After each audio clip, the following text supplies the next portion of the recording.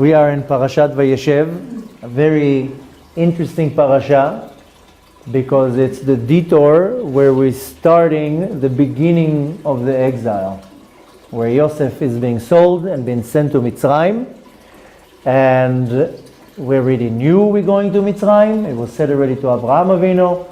Yaakov knew about it, Yitzchak knew about it, even Esav knew about it.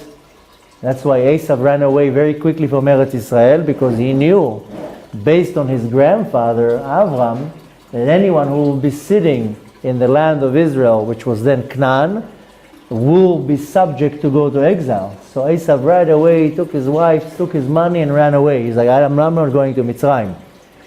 So here is the parasha where it all starts, which really, when you're looking at the whole story, with what happened with Yosef, the brothers take him, they kidnap him, they sell him, and he goes into Mitzrayim and what he has to go through.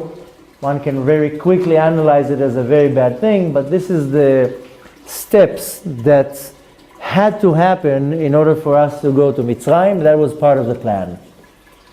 But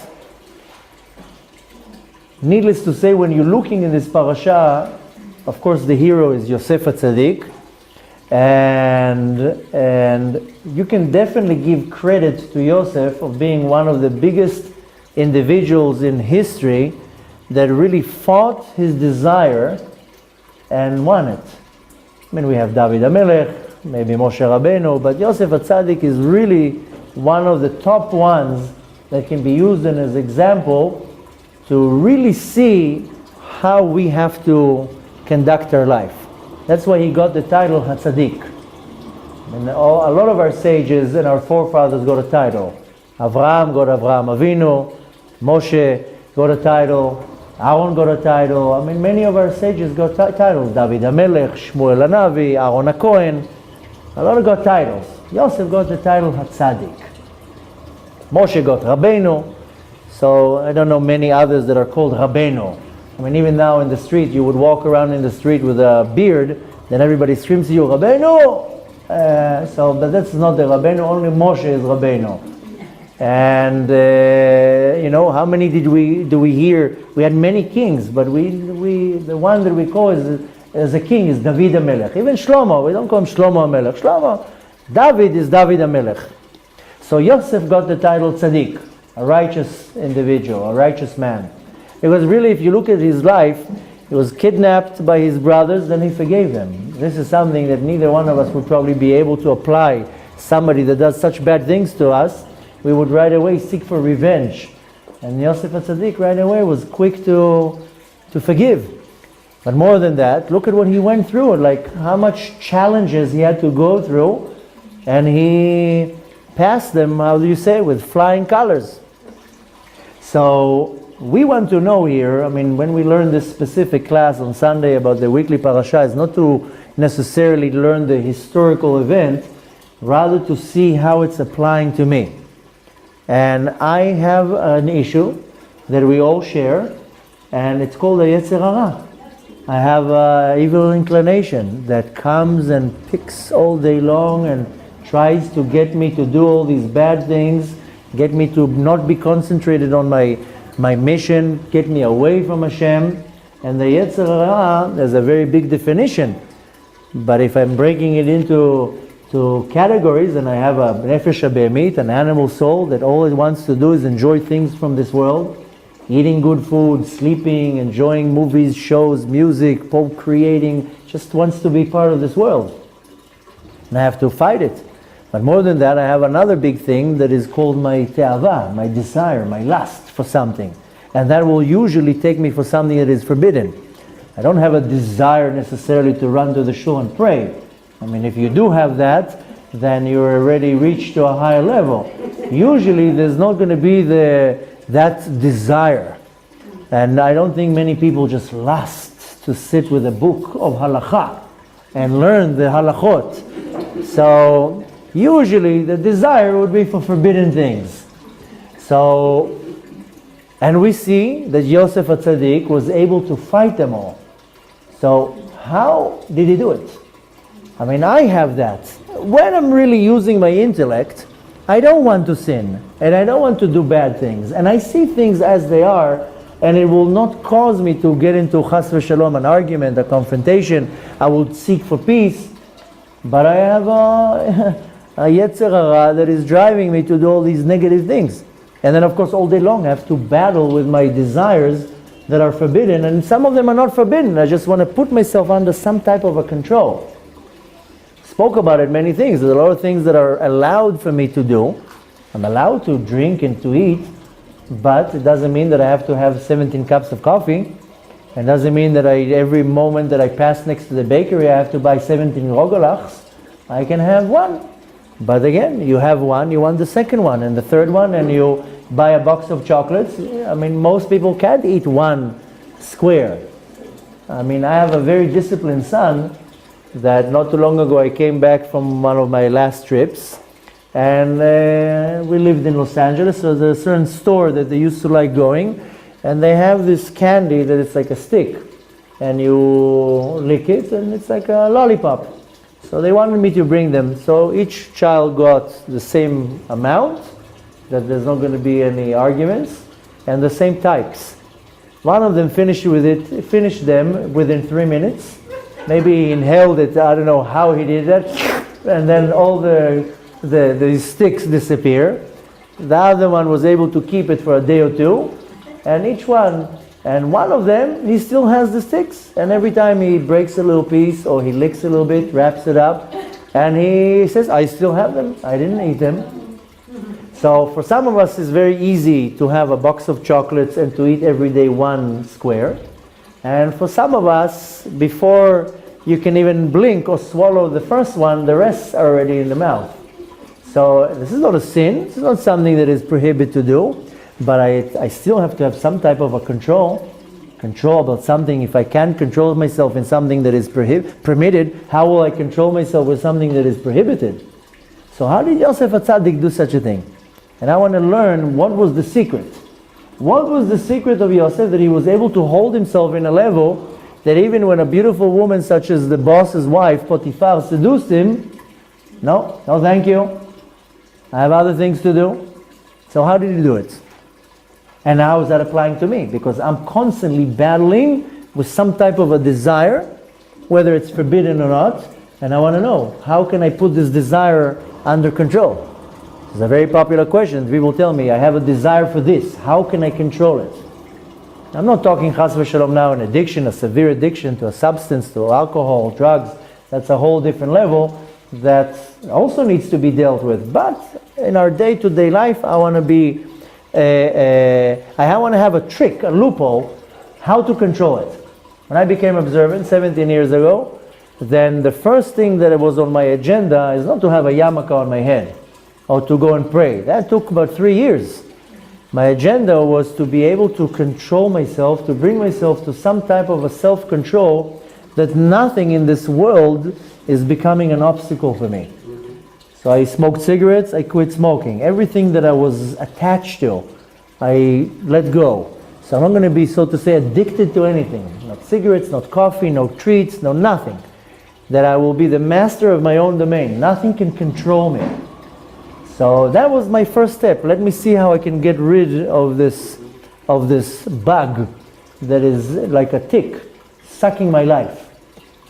So first we have to understand a little bit of the history, what happened. Yosef HaTzadik was 17 years in Mitzrayim, at least in the beginning, going through so many different tests.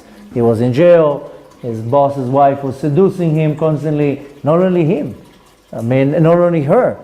Yosef HaTzadik, we know that he was a very, very handsome guy, and a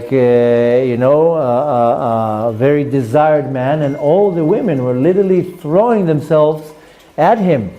And he was a young guy, and that took a lot of courage and self-control not to fall for that. And in general, it started with 17 years in Egypt, but it went all the way to 22 years of test after test after test. And his major test was the fact that he was very attractive. And even when Yaakov was giving him a blessing, he gave him a very interesting blessing that up until today, people use this blessing against the evil eye. And he told him, Ben Porat Yosef, Ben Porat Alei Ain, that the evil eye should not control you. But he told him, you are so beautiful, and he gave him a blessing, Bnot Saada Alei Shor. Bnot is the girls, that the girls literally would throw themselves at Yosef HaTzadik, and he had the strength not to do anything. And up until today, when we want to give somebody a blessing about Ain Hara, we say, Ben Porat Yosef. So how did he do it? Because you would think this would be one of a big challenge. So, not too long ago, if you remember, last Sunday we had a visitor from Denmark, and she asked me a question, and I told her, I lived in Denmark. Really? What did you do there? Yeah, I lived there. I lived in many places around the world. So I lived in Denmark for a year. And so we talked, and usually, if you say America, everybody goes backwards and forth to America. I said, a country like Denmark, what did you do in Denmark? So we had a common denominator. And then I told her off the subject from what we were talking. I told her, it was a very special period of my life, but of course I wasn't observant at the time. But I was like a unique specimen there. I came with brown hair and brown eyes. Everybody's there blonde and blue eyes. So I was like a hit there. So you know what it is for a 17-year-old boy to go to a place that suddenly I'm like the desired, I'm the star, brown hair and brown eyes, a little bit of a darker skin. Ooh, I was like the number one on the chart there. So this is same thing with Yosef. Can you imagine this young guy, same age? I went to Denmark when I was 17.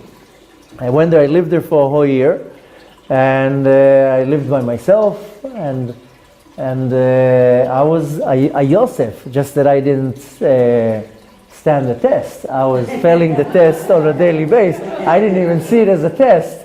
I wasn't observant, so for me it was like no test here. So the difference, a little bit of a difference between me and Yosef. But anyways, how did Yosef HaTzadik was able to do it? Especially that I run into all these desires all day long, my entire life. How do I live my life and survive that every day there's a desire for something? Now, this is a little bit of a bigger group. In the morning we learn here, we're about 15 men. All the men are Baal Tshuva. We have 3 converts. And we all talk about it very openly. Listen, we're all Baal Tshuvas. We all come with our baggage. And, where we came from. And one has certain lust for this department, another one for that one. And how do you deal with this?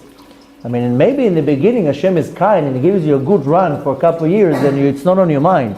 But then when you kind of focus yourself in your life, then the taste from your past still is wet on your tongue. And it's a very big struggle. How do I don't go back to where I came from? Now it can be big things, can be even little things. Sometimes it's little things, it's certain food or music or something that you don't want to let go. So how do you do it? Now a little bit of a history. What was going on? We just learned a couple parashot about Yaakov going from Vayeishev. He went to Haran, got married, 4 women, 12 kids, goes out of Haran, settles in a place called Shechem. Then he moves to Bet El. Then he goes back to Canaan. And Yaakov had a very hard life. And I mean, his brother wanted to kill him. His father-in-law was cheating him. His daughter got kidnapped and raped. Later on, his son gets kidnapped and disappears. Yaakov didn't have it easy. Yaakov wanted to just sit and relax and retire and said to Hashem, Hashem, just leave me alone. I just want to sit and have my cup of tea and look at my grandkids and just leave me alone. Now, Yaakov was 108 years old. It wasn't that he was 39. He was 108. He told Hashem, listen, I had it up to here. Just let me, I want to retire. I don't need a pension. Just let me retire. And right as he wants to retire, comes the problem with Yosef. And literally it says that Yaakov just wanted a little bit of peace and quiet. Hashem says, you want peace and quiet? No problem. I'll take care of it. And right away the problem with Yosef started, which we see and we know that Yaakov loved Yosef from all the kids. You know, first of all, we have to learn here already a very big lesson. That's pretty common that a parent loves one kid more than the others. But you cannot make any type of discrimination or favor to a kid. This is the first lesson we really have to learn. This is not what we're talking about. But Baruch Hashem, when you have a few kids or grandkids, even though one of them is your favorite, which is pretty obvious, it's a normal thing, can't make it obvious. I mean, one mistake that Yaakov did, why are you showing everybody? Oh, you like him more? Then keep it quiet. But Bechlal, if you want to look at the Kabbalistic explanation here, why this whole relationship is because Yaakov in the Sfirot corresponds to the Sfirah of Tiferet.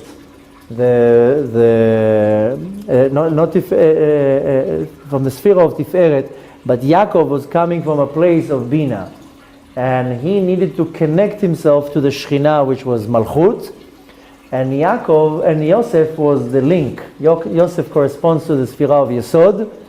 And Yaakov needed Yosef in order to get connected to the Malchut to receive his godly revelation, the Shekhinah, the Ruach HaKodesh. And when Yosef disappeared, that's why he was mourning. I mean, Yaakov knew exactly what happened. He was not a fool, a grown man. Besides grown man is a prophet. He knew what was going on.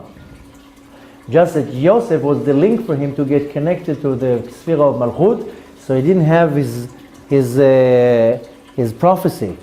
And that's why when Yosef came, he was waiting for that kid, because that allowed him to get back connected to the Shekhinah. So of course it manifested into the physical love, and he loved him more than all the kids. And the reason why he loved him more than all the kids was for, of course, many reasons, but there are three main reasons that Yaakov loved Yosef so much. First of all is that Yosef was born after many years of Rachel being barren, and Yaakov was born many years after Rivka being barren. So Yaakov saw in Yosef him. Usually when a parent really loves one of the kids, it's because he sees himself in that kid. I mean, I have one of my kids that I literally see myself in this kid. Doesn't mean that I love him more than the others. But there's one kid that I literally see myself in that kid. So Yaakov saw Yosef in him. So first of all, Yaakov came after many years of Rivka being barren, and Yosef came after many years of Rachel being barren. Also, Yaakov only had one brother, and Yosef only had one brother, from the same mother, of course. And Yosef, all the brothers were jealous of him, and Esav was also jealous of Yaakov. Yaakov saw a lot of common denominators between them. So the problem is that with Yaakov, that he showed it. That was a problem. He shouldn't have showed it to all the rest of the kids. That was a big mistake, and that in itself, we also have to learn from that. But, of course, we know the story that Yaakov gave Yosef a robe with stripes, and maybe if we have time this week, maybe we'll learn the concept why the stripes and why Yosef was so unique, because we know that Avraham, Yitzchak, and Yaakov, they came to correct 3 sins that Adam HaRishon did: idol worship, forbidden relations, and bloodshed. Because we are familiar with the sin that Adam did by just eating from the tree of knowledge. But really he did here 3 sins. He had idol worship because he listened to the serpent and not to God. He had forbidden relations because he was mating with everybody else besides Chava. And he had bloodshed because he brought death to the world. Then came Avraham Avinu to correct the idol worship by advertising the name of God. Yitzchak came to correct the bloodshed by becoming a sacrifice on the altar. And Yaakov came to correct the forbidden relations by having a complete bed, meaning that by the first time that Yaakov was ever with a woman, he was 84 years old, and that was with Leah. never been with anybody else. So an 84-year-old man never had relations, and one little drop of sperm never came out from him. So he came to correct the forbidden relations of Adam HaRishon. And then comes Yosef to complete it. And that's why the Yosef came specifically in the form how he came. And the correction was with garment. If you remember, after the sin of Adam HaRishon, then it says that Hashem gave them kutnot or. He gave them these robes of leather. That's where do we find again the word kutonet? With Yosef, when he got a robe. This time it was from stripes. So there's a whole very deep Kabbalistic explanation. It's long, so maybe we'll leave it for a different day in this week. But then of course Yaakov gave him the robe. We understand it because he loved him the most. But Yaakov was basically showing that Yosef had a superiority in the spiritual level. That he was much more holier than the rest of the kids. Not because necessarily that he loved him the most. He wanted to show, it had to be obvious that Yosef has a superiority above the other brothers in his spiritual level. Now, it does says in the Talmud, in Masechet Shabbat, that just from this particular case, we should learn not to make any discriminations between kids. And you see it a lot, unfortunately, when a divorced couple, they will get married and they each come with their kids. Or one comes with kids. And then the kids that are together, then they get more affection, and then one kid comes from a different marriage, they get the less of attention. Just from that we need to learn, and the Talmud is actually talking about it. One should never make discrimination. This is talking about your kids. Also, it's going if you're a teacher and you have many kids. That's also pretty common, that you have one kid that you really like. He doesn't make problems, doesn't talk, he listens. You like that kid. And then there's another kid that's a troublemaker. You don't like that kid so much. Even in a classroom, one should not make discriminations. Now, Yosef, besides that he felt that Yaakov loves him the most, he also knew himself, based on the fact that he got the robe, that he's in a higher level than the other brothers. So Yosef started becoming like a snitch, like an informer. He came to his father, they're doing this, they're doing that, they're doing this, they're doing that, which also is not such a great thing to do. But he wasn't doing it in an evil way. He was just concerned. The way the Torah brings it, it seems like he was a mean, spoiled brat with a fancy robe and going and snitching on the brothers. That's not what the Torah is talking about. The Torah is trying to tell us that he worried about the brothers. He actually had concern to them. Now it's early enough to see it, but in two parashot, you really see that he worries about them. He was never upset with them. He forgave them right away. He told them, I'm not angry at you. Retroactively, we can see he actually worried about the brothers. So when he saw them doing all sorts of things, he told the father, listen, they're not doing it right. What did he tell them that they're doing? That they're eating what's called an ever min achai, a live part of an animal. Now, the brothers, even though we can say that they did some bad things, but they were tzaddikim. Now, when they were eating, it seemed to Yosef like a live flesh from an animal. According to halacha, when we slaughter an animal, the animal still moves. I don't know if you ever saw how they slaughter an animal. If you went to a farm, but the animal still moves. And that's just the nerves and the muscles. According to halacha, we're allowed to already start cutting the animal while it's still moving because it's not alive.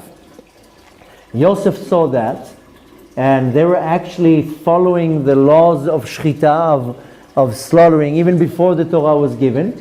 But to him, it looked like the animal was still moving and like as if they're eating a live piece of an animal. So he went to his father and says, listen, they're eating a live piece of animal. He told them, no, it's okay, they're not. Then he also came and informed the father that the brothers that are coming from the sons of Leah, they're not behaving nice to the sons of Bilhah and Zilpah. That they're also it's showing superiority to them. So he didn't like that not seeing this Ahavat Israel. So he went and told that to Yaakov. Another thing that he saw he thought that the sons of Leah are active in forbidden relations, because they had they had business.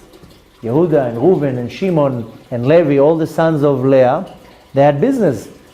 They were very rich. They used to deal with all sorts of business, and they had a lot of workers, and a lot of the workers were girls, were women. And a lot of the women were not, then there wasn't really Jews there, but they weren't from the same area. And they were constantly, dealing with them. Yosef thought there may be, chas v'shalom, maybe having affairs or whatever it is, or involved in forbidden relations. And they were like, no, it's just workers. He was like, why are you hanging out with these ladies all the time? So Yosef came and constantly went to inform Yaakov, but he did that out of concern. He didn't do it because he was a snitch, chas v'shalom, or that he felt that he's much better. Rather, he really showed concern. He didn't want them, chas v'shalom, to fail. Now, if this was not enough, then he comes and starts telling them about his dreams. Like as if this is not enough. He gets the robe, Yaakov loves him the most, he goes and informs the father about all the things that he do, and then he also comes with dreams. And he starts telling them about dreams. Now, what is the first dream? First dream is that he comes and tells them that he sees a field and a sheaf of the crops.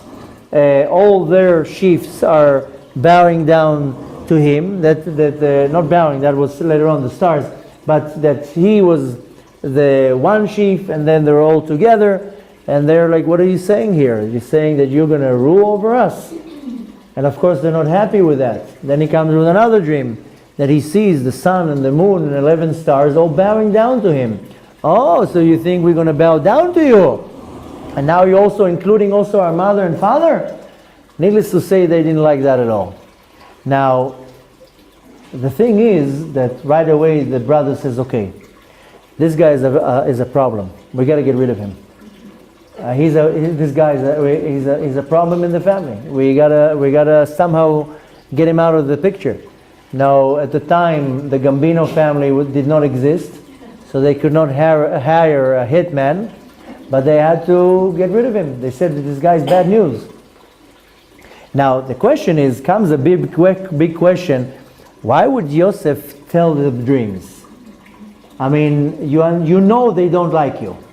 You know that they are jealous of you. Why would you come and step on their toes or pour salt on the wounds? Why do you tell them the dream? Just shut up. Just be quiet. The Or HaChaim explains, the commentary explains a very interesting reason why he told them that. Yosef was not against the brothers. He was actually for them. He cared about them, and he wanted the best for them. Now, when he saw the dreams, he got very afraid. He got alarmed. Wait a minute. What is it saying? What is this dream saying? That they're actually going to bow to me? That I'm going to control them? He actually got afraid of the dream. Now, if you're looking at the halakha, if you're going by the oral law, halakha does not consider dreams as anything. Both Rambam and the Shulchan Aruch, they say dreams are nonsense. We don't hold by anything that it comes to dreams. This is according to halakha. But according to Kabbalah and the mystical part of the Torah, the dreams are real, and there's a lot of meaning behind the dream. Now, Yosef wanted to go to the brothers for them to negate the dream, because the way it works, there's a Gemara in the Tractate Brachot that it says that there was a guy in Yerushalayim that he was a dream solver, and everybody who had a dream would go to him. Halal that we don't have him now. Everybody will have a long line there. But the Talmud says about a certain individual that was a dream solver in Yerushalayim, and at the time there were two Amoraim that they would go to him for their dreams. One of them was Abaye and one of them was Rabba. Abaye used to pay him to solve the dream. Rabba didn't want to pay him. He's like, listen, just do me a favor, just tell me the dream. Now, the way it worked is that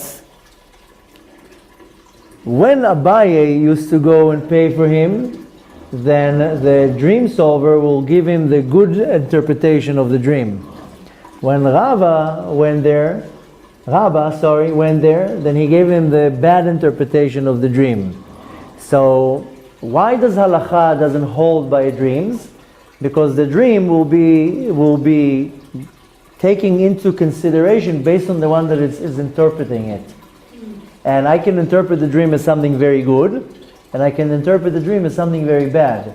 Therefore, the dream now is subject to change, depends on who's looking at the dream. And the story says in the Talmud that once both Rabbi and Abaye went to the dream solver, and they both had the same dream. And the dream was that they saw lettuce in their dream. Abaye, who went to the dream solver and paid him, told him, what does it say? He says, oh, that's a very good sign. Because the chasa, the lettuce, has wide leaves. That is showing on abundance and width and chesed. You're going to have a lot of success in your business. You're going to make a lot of money. So, Abaye was very happy. Good. I have a dream. I'm going to make a lot of money. Rabbi came to him. He didn't pay. So he told him the bad part of the dream. And he says, oh, you know, the lettuce, the taste of the lettuce is bitter. So business will be very bitter. You're not going to make a lot of money. And that's what ended up happening. That Abaye made a lot of money and Rabbi didn't make a lot of money. So according to halacha, the halacha authority says we don't go by the dream because, you know, it depends on the solver. And if you come to a certain person and he will solve it good, then it will be good. And if somebody will come and solve it bad, then it will be bad. Yosef was saying, oh, you know what? I'm afraid of these dreams. Joseph was actually afraid. He went to the tribes to tell them because he wanted them to say, nonsense, nonsense, it will never happen. And then they will make the dream not have any value. So he didn't want to now step on their toes or to annoy them. He wanted them to say, no, the dream is nonsense, don't believe in it, it will never happen. And he would say, Baruch Hashem, it will never happen. So that was his intention. Now, he wanted them to solve the dream. Because how he understood the dream is that, yeah, he's going to be the king, and he's going to rule, and they're all going to have to bow down to him. And he's going to be the favorite one, and so forth. He didn't want that. He already saw how they're all upset and jealous, and so he wanted them to solve the dream, and that's why he went to them. He wasn't looking for trouble. So, of course, Khan continues the story that Yosef tells them the dreams. Now they're getting even more upset, and they decide to get rid of him. How are we going to do it? Let's kidnap him, and we'll throw him in a pit. We'll pretend we'll slaughter an animal. We'll put the robe in the blood. We'll tell our father that a bad animal ate him, and that's what they do. So one day they were waiting for the opportunity. One day Yaakov sends the kids out to go far away with the sheep, and they don't come back. And Yaakov gets very worried because it was close to Shechem, and he knew that Shechem was a little bit of a bad neighborhood, especially that what Shimon and Levi did there. And he was afraid, maybe something's happening, so he sends Yosef, go and see them. Yosef, of course, is not so happy. He's also afraid. Why, you're sending me now to the bad neighborhood, to the area? But he was afraid. He knew the brothers might do something to him. But Yaakov calls him, and right away Yosef says, Hineni, I'm here. Whatever you tell me to do, I'm doing. But he was afraid because he knew something bad might happen. And sure enough, the brothers find him, and they kidnap him, they throw him in the pit, and since you know the whole story, ended up, there was an argument between the brothers. Some say, let's kill him, some say, let's leave him in the pit, let him die over there. And then they decided that let's sell him. They sell him to a convoy of Ishmaelim, of Arabs, who sell them to another merchant, and he finds himself in Mitzrayim. Now, he finds himself a young individual, he's 17 years old, and he's in Mitzrayim now, and he's sold to Potiphar, and he becomes his servant. But happens to be that Potiphar's wife likes him. So she starts seducing him, and she wants him to be with her. Now, the whole story brings Yosef to Mitzrayim, and we have to understand, comes here now a big question. What does Mitzrayim mean to me in the spiritual level? Because we have Mitzrayim in the physical level, but what is Mitzrayim in the spiritual level? Now we know that every generation, our sages say that we have to see ourselves as if we came out of Mitzrayim. Mitzrayim, it is a country 600-700 kilometers to the south from here. But Mitzrayim is also coming from the word in Hebrew, meitzar, a limitation. And something that puts me in a limitation. And I have to go out of my limitation, out of my Mitzrayim. Yosef is thrown to Mitzrayim. And right away, he's facing challenges and tests. As he just came right away. How does he able to overcome these tests? I mean, this is pretty hard. You're young, you're in the middle of nowhere, nobody knows who you are. It's not like with us that we live in a community.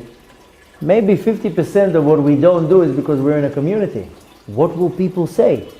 If I would live now on some deserted island, there's a very good chance that I wouldn't be so observant. Because who sees? Who knows? Who knows what I'm allowed to do, what I'm not allowed to do? I can be now in some foreign country. Who knows what? I can eat whatever I want. Nobody will ever tell me, hey, it's not kosher. They don't know anything about me. Same thing here. Yosef is in a foreign land. Nobody knows him. He can do whatever he wants. He can have a night on the town. Nobody knows. Nobody will point the finger. So, how was he able to overpower all these tests? And even more than that, not only how he was able to overpower all these tests, the big question is how this whole story happens in the family of Yaakov. Yaakov Avinu, such a righteous individual, and this entire story, the kids kidnap another kid, they sell him. How such a thing happens in such a family? I mean, you would expect that maybe in a different family. But what, the Shvatim, they didn't get good education in the house of Yaakov?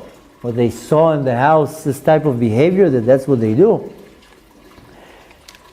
There is a concept that we find it a couple times in the Talmud, and it says, Nora alila al bnei Adam.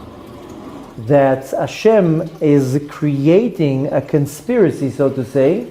You're being framed. That's alila. Alila is you being framed. And I'm hoping and wishing for neither one of you to meet such a situation that you are being framed for something. And I was once framed on something. I ended up sitting in jail for 1.5 years. And sometimes somebody will frame you. Framed means accused, right? Yeah, but not only accused, it's somebody makes some type of a plot, like as if you did it to get the heat off them. They're framing somebody. I want to do something and I want the heat off me. I don't want now the police on my back. Then I will frame somebody else. I will make a situation that person now, he looks guilty, and then all the heat goes to him. I can assure you that probably now in prisons around the world, maybe 50% are innocent. Because they're being framed. And especially when it comes to power, people in power, in politics, and high-ranking positions, they don't want to be in trouble, so they frame somebody else. Somebody else takes the bullet. Look at the guy that's sitting in jail for killing the Prime Minister Rabin. He didn't even kill him. So, and he's sitting in jail for what already? 20 years, 25 years? I mean, he's counting. I stopped counting. But they already proved it's not even him. Wow. So, and he's sitting in jail. And he took the blame. So, and many cases like that. So, I believe I'm just throwing 50%. It can be any number. But I can assure you that a very large number of people who are sitting now in jail are 100% innocent. This is called alila, to be framed. The Talmud comes and says us, alila, with a ayn. Like Halila. Lo chalila, that's with a chet. Alila with an ayn. Alila. Ayn lamed yud lamed hey. This is to be framed. The Talmud says that sometimes the Kadosh Baruch Hu, so to say, frames us. Creates a situation, and it seems now I'm going to have to suffer from that, and I didn't do anything. The first alila that we see is with Adam HaRishon, that, so to say, Hashem framed him. Why did you bring me this nachash right now, this serpent? Leave me alone. Hashem turned it in such a way that there was a serpent that came in, convinced them, and and what do you know? a sin, and now up until today we're suffering. The Talmud comes and says, believe it or not, sometimes Hashem frames us. He creates a situation. Why? Because something needs to happen. Something needs to happen, and Hashem maneuvers the situation that it will happen. It will evolve in a certain way because something needs to happen. And what did Hashem tell Abraham Avinu? Your offsprings are going to go to Mitzrayim to exile for 400 years. It had to happen one way or another.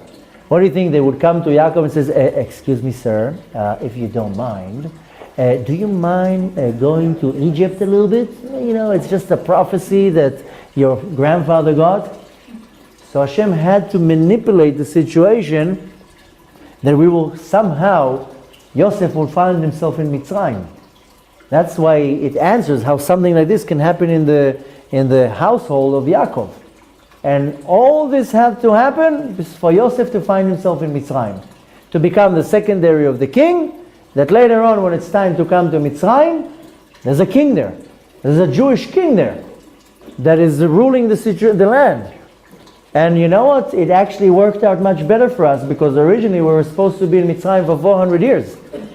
And it worked out in such a way that 190 years were removed from the sentence. We were there only 210 years.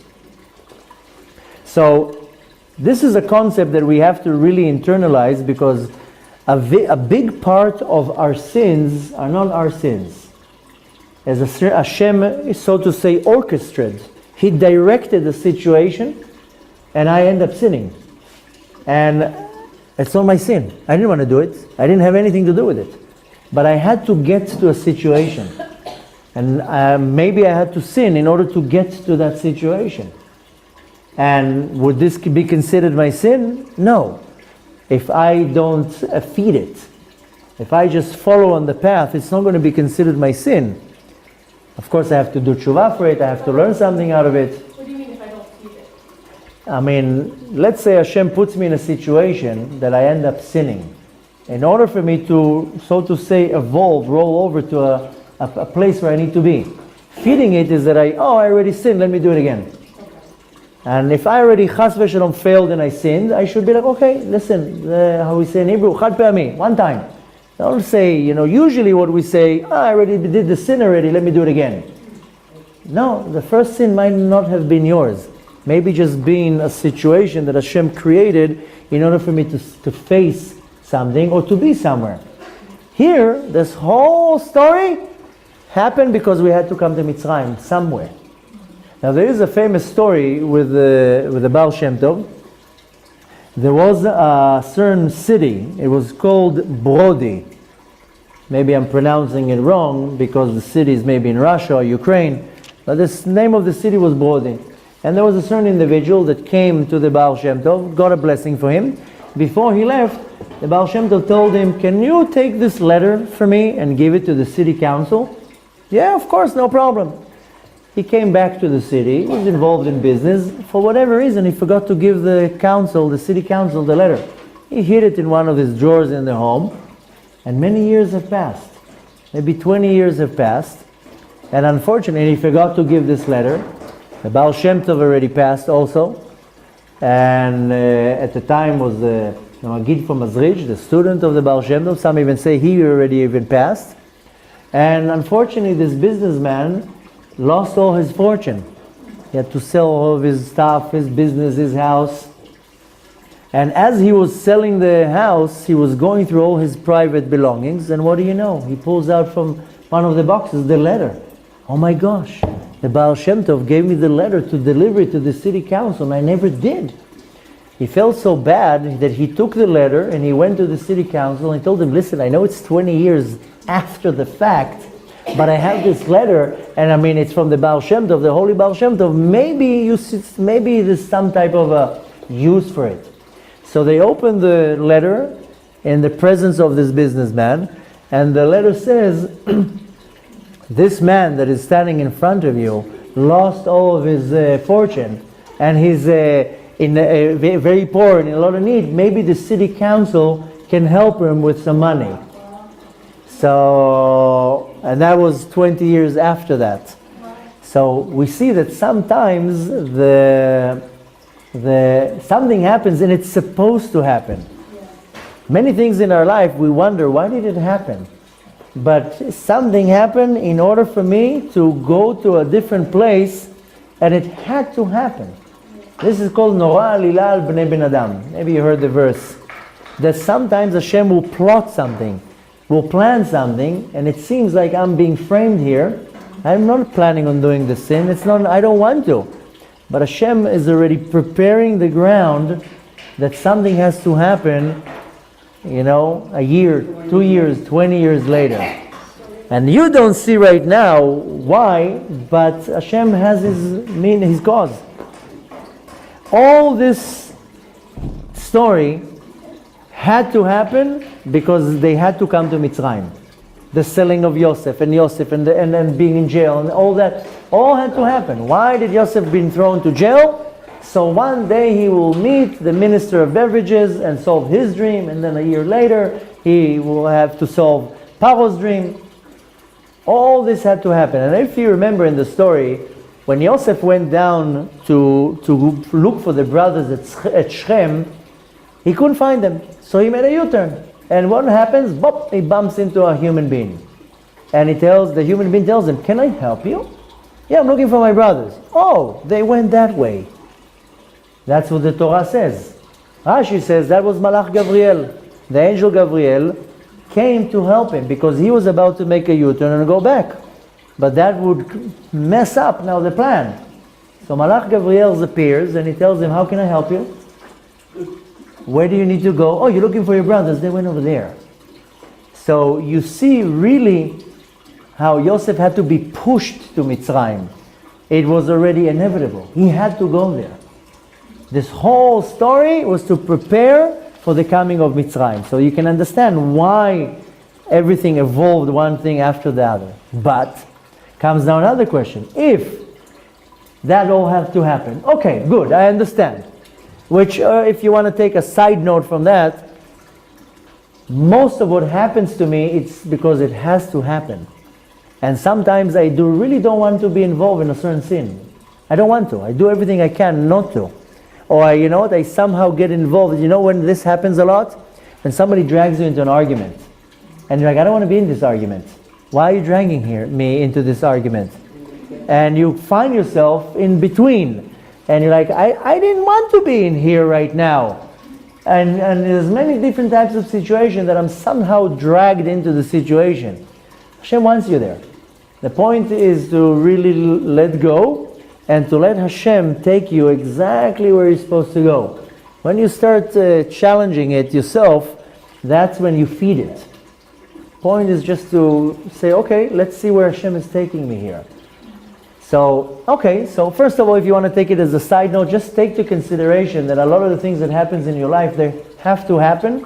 It's nothing to do with you. You didn't do a wrong decision. How many times you're saying, why didn't I do that? If I would do that 20 years ago, where would I be now? And this is the worst question. I mean, there's two questions that really, really annoy me. One of them is why, because you're never going to get an answer. And the other one, who's even more annoying, is what if? I mean, what if? This is the most irrelevant question to ask. What if? But what if? It wasn't supposed to be, so there's no what if here. So Hashem turns things around to bring them to a place where you're supposed to be. So we need to see from that, another lesson that we can take from that is a lot of the things that we go through, that's the path. That's what I need to go on. So now comes a different question. Okay, let's say I understand everything had to happen, Yosef had to come to Mitzrayim, but that's not my question, why we started the class. I asked, how was he able to overpower the inclination, the desire, the lust? Okay, I understood he came to Mitzrayim, good, but how is that answering me? So now we have to jump a few weeks forward to the Parashat that is called Vayeishev, and there's a story. I mean, we know the whole story. Yosef is now in Mitzrayim. Later on, there's a famine. The brothers, the Shvatim, the tribes come down to Mitzrayim. Yosef captures them. He knows who they are. He makes the whole show. We're going to learn that in the near future. But after he reveals himself, and he tells them, I am your brother, he sends them back to Canaan, and the Torah says that he sends them with a lot of wagons full of food and money, and he gave them all sorts of presents. It says that he sent them, and he sent to Yaakov a lot of agalot. Now agalot is a wagons. Agala is a wagon. I mean, in our days, agala is like a crib what you push the babies in. But agala is a wagon. We don't have wagons anymore, we have cars. But in the olden days, everything was hauled on a wagon. So it says Yosef sent wagons to Yitzchak. And to Yaakov. And Yaakov sees all these wagons coming, and he tells the kids, what are these wagons? So they say, no, the king there, he gave us all this food and presents. When Yaakov sees the wagon, he becomes alive again. He says, Vatichi nefesh Yaakov, the soul of Ruach Yaakov. He became, because for 17 years, when Yosef was in Mitzrayim, and he didn't know where he is, Yaakov was withering. He was spiritually dead. I told you, because Yosef was his link to the Kedusha. But Yaakov saw the wagons, and he understood it's a hint from Yosef. Why? Because a wagon in Hebrew is agala, but a calf is egla. Same letters. Exact same letters, just you read it a little bit different. And the last thing that Yaakov and Yosef learned before Yosef disappeared was the rule of egla arufa, of the concept of a calf that the head is disattached.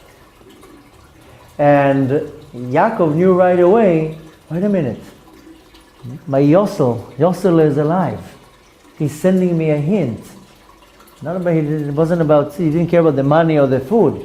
He understood, because when Yosef had to go and look for the brothers, he told his father, I'm afraid. A little 17-year-old. He's not like a brave man, and Yosef wasn't like a warrior. Yaakov told him, I want you to go and do a shlichut for me. I'm sending you on a mission. Go get your brothers. Yosef told him, Father, I'm afraid. So Yaakov escorted him. This is where we actually learn the halacha that when you have a guest, you escort him out of the house. Yaakov said, I will escort you. And as they're walking together, and Yaakov is escorting him, he's learning with him the concept, the rules of egla arufa, of the cow, of the calf, that they cut the head off, cut the whole from the neck off. And when Yaakov saw the wagons, he understood that Yosef is alive, and he's sending him a hint. And this is the last thing that Yosef was learning with his father. And that's what was holding Yosef the whole time. The last Dvar Torah, the Torah that he learned with his father for 17 years, was later on 22 years. That's what was going on in Yosef's mind. That's what was holding him. It says also, Rashi says at some point when Potiphar, the wife of Potiphar, grabbed him and she ripped a piece of his coat, it says that he saw an image of his father. And that's what was stopped him, because the commentaries actually said that when she grabbed him, he for a second did get aroused. He was like, "Ooh, wait a minute, maybe I should." And right away he saw an image of his father, and he was like, no, I can't. And what kept him strong and alive is the whole time is the Torah that was left in his mind. And this is basically what was holding him for 17 years and later on, totally for 22 years. The fact that he left his house of his father with Torah in his mind. Now, when I want to understand how can I fight now with all these thoughts that I have and all these desires for forbidden things, or even things that are maybe not so forbidden, is only if I have Torah in my mind. If I don't have Torah in my mind, I will never survive anything. It says that when Yosef was thrown into the pit, it says he was thrown into the pit. It says there wasn't any water there was only snakes and scorpions. Now, of course, it's a metaphorical explanation that there wasn't any water. The Torah is compared to water, so there wasn't any Torah. What was there? Only akravim, scorpions, and snakes, and nachashim. This representing the two levels of the Yetzer Hara, how it comes to attack you. The snake, the venom of a snake is cold, and that's the Yetzer Hara that cools you down. You want to do something good, you want to do a good act of kindness, do a mitzvah, whatever, it cools you down. Don't get so excited. The venom of a scorpion is hot. It's a very hot venom. This is the Yetzer Hara that gets you excited to do something bad. Whether it's something forbidden, whether it's to do something against somebody. These represent the two levels of the Yetzer Hara, how he stings you, so to say. One is with cold venom to cool you down, to not to be excited from the Torah and the mitzvot. And one of them is a hot venom to get you all excited to do sins. So the bowl, the pit was empty of water. There was no water there. There was no Torah there. And the pit is referring to my mind. If my mind, there's no Torah, then what's going to be in my mind? Only scorpions and snakes. But if my mind is full of Torah, there's no place for scorpions and snakes. And that's what was holding Yosef. The fact that he had Torah in his mind, that he memorized Torah all the time that he was in Egypt, his mind was still occupied with Torah. And when I'm dealing all day long with all these thoughts, these negative thoughts, and all sorts of desires that I want to do, where they're coming from? They're coming because my mind is empty from Torah. If I start the day with Torah, and constantly I have Torah in my mind, whether it's reading a few verses of Tehillim, whether it's going to a class, whether it's praying, as long as my mind is constantly soaked with Torah, then there's not going to be room even for the Yetzer Hara to come in with all these thoughts. And if I do have these negative thoughts, all these desires for forbidden things, means that the pit is empty. There's no Torah there. And the trick, there's only one trick, is only to constantly flood the be'er, the pit, with water, with Torah. And that was the trick, how Yosef was able to sustain himself. There is a story with the Baal Shem Tov, because the Baal Shem Tov came out once with a very interesting saying by saying, where you are where your thoughts are. And there's a few stories. One story that one time they were praying in a minyan, and as minyan is 10 men together praying, and suddenly, out of nowhere, out of the Tfilat Shmona Esrei, the prayer of when there is the peak of the prayer, right after that, the Baal Shem Tov turns to one of the guys and tells him, Shalom Aleichem. What do you mean, Shalom Aleichem? Greeting him. Shalom Aleichem means he greets him. I was here the whole time. He says, your body was here, but your mind, your mind was somewhere else. So now you came back to us, so I'm greeting you. Welcome, Shalom Aleichem. So the Baal Shem Tov says, במקום שמחשבתו של אדם, שם הוא נמצא. Wherever my thought is that where I am? I can now close my mind and I can be now on a beach somewhere in Mexico with a pina colada, and I can be wherever I want to be, wherever my mind is. So there is a story with the Baal Shem Tov that it came later on, but there was a big war that started between the Russians and the French, and that's where Napoleon is starting to conquering the world. And there was a certain Jewish Chassid that he was known to be very, very smart and very witty, and he spoke languages. And he, for whatever reason, he understood that if Chas v'Shalom Napoleon will conquer Russia, that's going to be even worse than what they have already now. This is what's called Arabe Miyuto. What's worse, the Russian regime or Napoleon? Which one is worse? So he decided that he's going to join the Russian army, and they sent him to be a spy in France. And he went to France, and he slowly grew in the hierarchy in the politics, till he became such a high level, such a high ranking individual, that he ended up being literally in the headquarters of Napoleon. And of course, he knew everything that's going to happen, and he would inform the Russians. At some point, they kind of picked up on that. And the advisors came to Napoleon and says, listen, there's a rat here. There's somebody giving information. And because there's no chance, how would the Russians know everything, every move we want to do? How do they know? So they said, there must be somebody, a rat here, a snitch, somebody is telling. So of course, who would be the first to blame? The Jew. I mean, he was an observant Jew, had a yarmulke, had a beard, had peot. So Napoleon says, I'll take care of it. Napoleon was a very wise individual. And he came out, and he came straight out to the Jew, and he pointed at him and says, you are a spy! And right away he put his hand on his chest. Why? Because he said, this is the human lie detector. The heart will start pumping. Now, now you put a lie detector, you see how is the lie detector working? By pulse. How the pulse is going. So then they didn't have that, but Napoleon was smart, and he right away put his hand on his heart. And you know what? The heart, nothing. Same pace.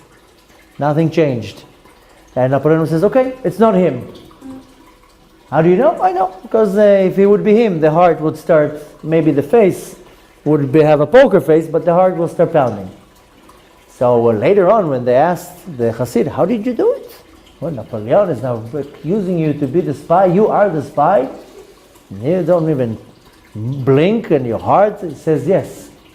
Because we learn, he said, I learned from my Rabbi, who was at the time the Baal HaTanya, the Rabbi Shneur Zalman from Liadi, who learned from his Rabbi, the Baal Shem Tov, that the mind can control the body. And if your mind is very, very strong, then your mind will control, this is called moch shalit al halev, the mind controls the heart. So in my mind, I wasn't the spy. I was able to control my body to a point that even my heart didn't even start, I stayed exactly the same, the heartbeat. And from the story we understand how powerful our mind is. So the story of the Lubavitcher Rebbe, he stopped a heart attack from happening with his mind. Yeah? I mean, there's And many... He was in the middle of a heart attack, but with his mind he stopped the heart attack. Yeah? But we know this is one of the big foundations of the teachings of Chassidut is to bring the mind to control the heart. And if you're able to bring the mind to control the heart, then you reach a very high spiritual level. And this is what Yosef HaTzadik was able to do. He was able to bring the mind over heart. And he was able to control it. Therefore, any desire, a test, he was able to control it. So when we want to take something out of that, I'm constantly challenged with all these tests.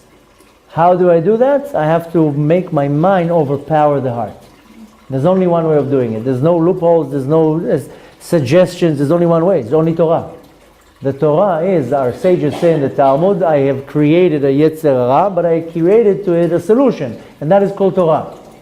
So if you feel that you're battling too many of these foreign thoughts, or these desires, or all sorts of things that causes you to chas v'shalom, pull you towards something negative, then it means that you have to increase a little bit the level of how much Torah you are taking. That doesn't matter who you are. You're observant, you're not observant. It doesn't matter. The Torah is the answer. And other people say, oh, if I learn more Torah, it means I'm more observant. It has nothing to do with how observant you are. It has to do how much Torah you learn. And if a little dose is enough, then good. If the dose is not enough, then, the doctor tells you, let's add a few milligrams here. So now the Torah doctor is telling you have a problem with all sorts of forbidden thoughts or forbidden desires that you want to do something that is not good, then add more Torah. Learn more Torah. Read a few more chapters of Tehillim. Pray a little bit more. Come to more classes. Don't come only for the 11 o'clock class. Come to the 12 o'clock class too. Come to all the classes. The point is that that's the only way how to overpower these desires, and that's how Yosef did it. And Yosef did it only because he was learning Torah, and he took all the Torah that he learned in the house of his father Yaakov, and he was memorizing it. He was learning it with himself. So B'ezrat Hashem, we should take from that. We took from that a lot of lessons. Not to chas v'shalom find favor, even if I find favor in one of the kids, not to make a whole deal out of it. To understand that many of the things that happens to me, it's Hashem's agenda. But mainly, since our question was How to overpower my Yetzer Hara? Only Torah, and there's not much more to add on that. Needless to say that when I do increase more learning of Torah, then I refine myself. That's why Yosef he got the robe of the stripes, because his spiritual level was much higher than the brothers, and he was able to reach to a much higher level. That's what we have to acquire. I want to reach to a much higher spiritual level, then I need to learn more Torah. And this is applying both to women and to men. There's no prohibition for women to learn. Actually, women have to learn Torah. They have to learn a lot of Torah. Maybe a man has a commandment he has to learn, and a woman not. But a woman still is not exempt from learning Torah, and she needs to learn. And men have to learn. Women, kids, everybody has to learn Torah. Especially if I feel that my mind is getting a little bit more filled with junk, then it has to be balanced out. And the more we do that, the better we get. And needless to say, the more I learn Torah, I refine myself to a much higher level. And this will ultimately bring me to a much higher level that I'm able to serve Hashem in a completely different level, in a completely different way. That needless to say, that the more of us do it, in a more of a day-to-day base, learning Torah, following the mitzvot, needless to say, this will hasten the Geulah, hasten the redemption. Bezrat Hashem, we should all have a life without challenges, without bad thoughts, without desires to do all these negative things. That our only desire will be to learn Torah and to be closer to Hashem. Bezrat Hashem should merit to have that, see the redemption with our own eyes, and have a beautiful, beautiful rest of the week.